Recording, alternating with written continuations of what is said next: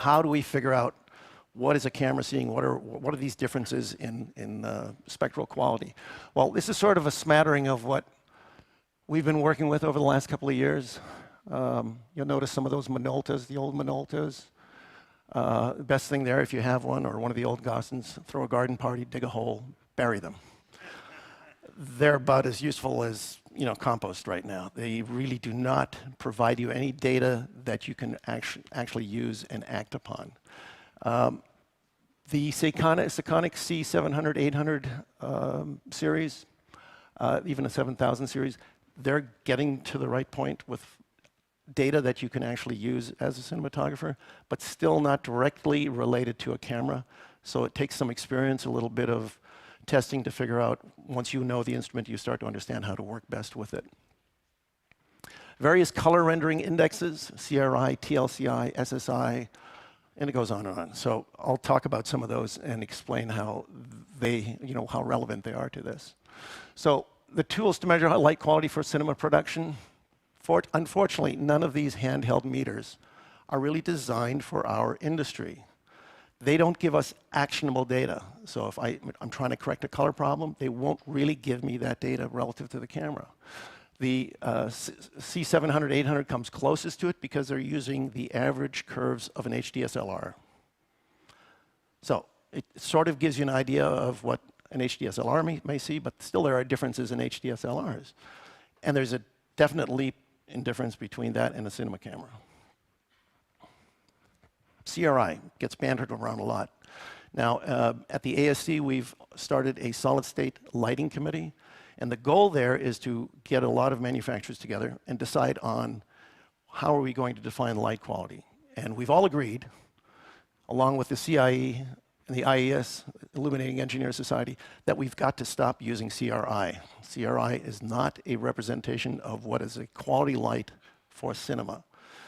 They don't even want to use it for the eye evaluation. So it's out. And in its place, they've created some other, another index. IES TM3018. Now here's an improvement on the 8 to 15 colors in CRI. It uses 99 colors. So that's an awful lot of colors to go through. And it gives you a number of indexes. I'll only talk about two of them. The fidelity index, it characterizes the average difference in color for the 99 CIE swatches that they've referenced to a given Kelvin or a reference. So this is a representation of one of our lights. It's a nice round circle. You can see it pretty closely follows the outside perimeter. They also have a gamut index that characterizes the average saturation level of a test source to a given Kelvin. So these are interesting numbers to have. Does it give me data that I can act upon? No, but it gives me an idea that I'm maybe deficient or I'm lacking a certain portion of the spectrum. Data scored from 0 to 100. And you can see sometimes even in the gamut index, it exceeds their dynamic. Again, these are mathematical equations, so you can have things that fall off the scale, and it's not at all unusual.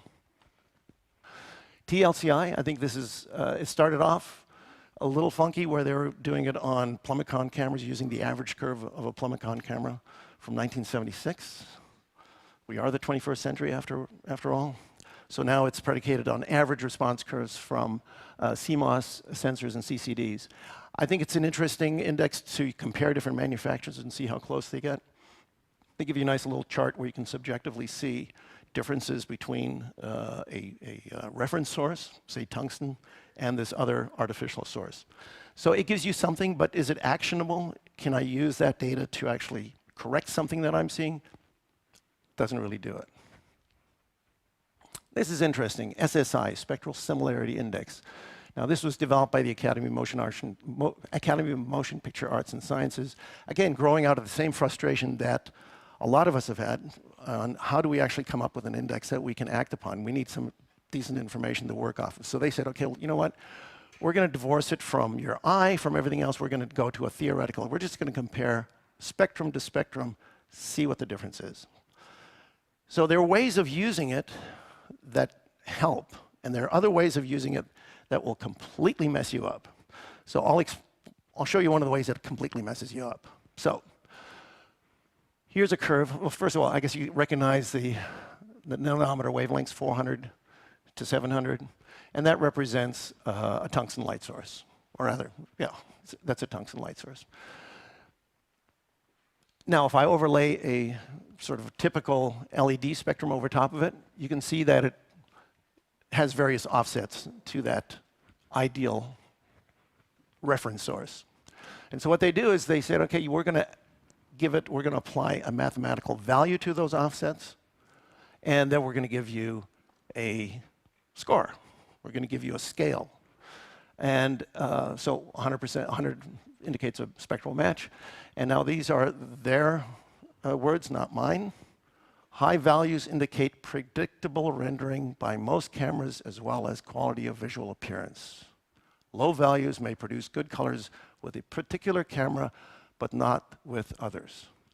Whoa, I'm standing on a set and I've just measured something. I'm going to go to the producer and say, well, it may work, it may not.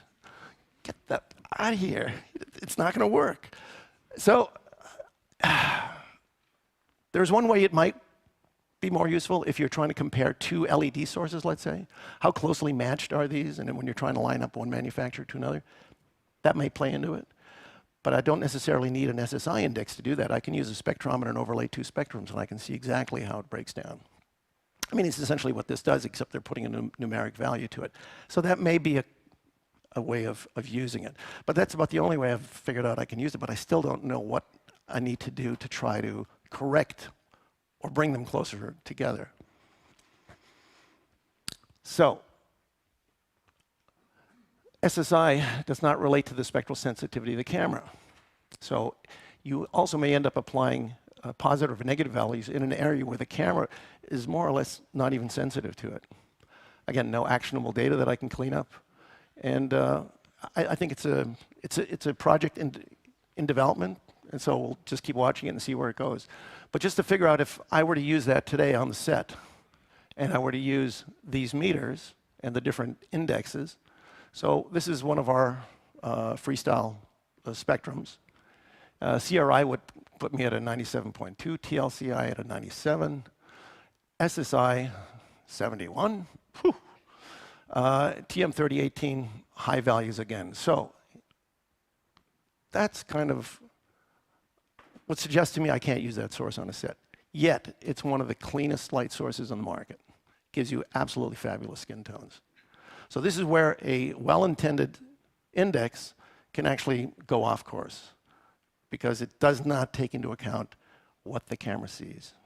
And ultimately, as cinematographers, we use our eyes. You try to see, is this going to work for me? At the same time, you're hoping that the camera is going to see what the eye sees. But it's still ultimately, what does the camera see? And through experience, you get to a point where you know that the camera is going to see certain things and other things it may not see. But this is where I have my problem with SSI. So with this sort of as the landscape of what to do, we said the only way I'm going to get around trying to figure out any of this stuff is we've got to come up with our own spectrometer. So this is sort of my sandbox here. We have down in this lower quadrant here, it says raw scope. This is just capturing the spectrum of the light source that we're measuring. Then we calibrate it. The CIE color space chart gives us an XY position, and we see the little line is the Planckian curve that I described earlier. And you can see that, well, it appears to be on the Planckian. This is a good thing. And we're able to introduce different camera curves into the spectrometer. So CRI was a measure of how your eye perceives light, and you'd use a spectral response curve to generate the CRI values. Here we're generating values per camera based on their spectral response curves. So up there we see an Amira, a Mysterium, and a Panavision 8K Red. What I did is to give some sort of a general comparison index. I took the same methodology as CRI, but applied it to a Macbeth chart and basically averaged out the values. and came up with a relative index. So in this case, this same light source now sort of gives you an illustration of how the different cameras see it. So on the Alexa, it actually sees a nice full broader spectrum. On the other two cameras, both basically the same sensor, a 95. Not that that's a bad value. That's good. What it's pointing to, though, are these subtle differences. And these are sort of the subtle differences that you had in film. What's also interesting is right underneath the camera description, there are a number of rows of CCT. So CCT is actually what the spectrometer is reading. So on the instrument, it said 2700. It's 2659 was the actual reading off a spectrometer, and that's a scientific instrument. But what's interesting is how the camera actually sees it. So the Alexa sees it as 2718 Kelvin. The other one sees it as 2558 and 2391. So the cameras in and of themselves, you'd think that they would reproduce that Kelvin at the appropriate Kelvin, but they don't. So again, these are these little nuances and differences. So when you're trying to understand what's going on between light and camera, all these mathematical complexities start to show their differences. So again, but this is how we went about trying to understand it. And then last but not least is one row up there, which is important to us, and that is just how that color point on the Planckian, how does that embody itself in terms of a skin tone? Is it going to see a little green? Is it going to see a little magenta? And 0.12 would be equivalent to an eighth of a filter correction. So we can see from those numbers right there, it's what's called color correct. There's no way, there's nothing there to correct.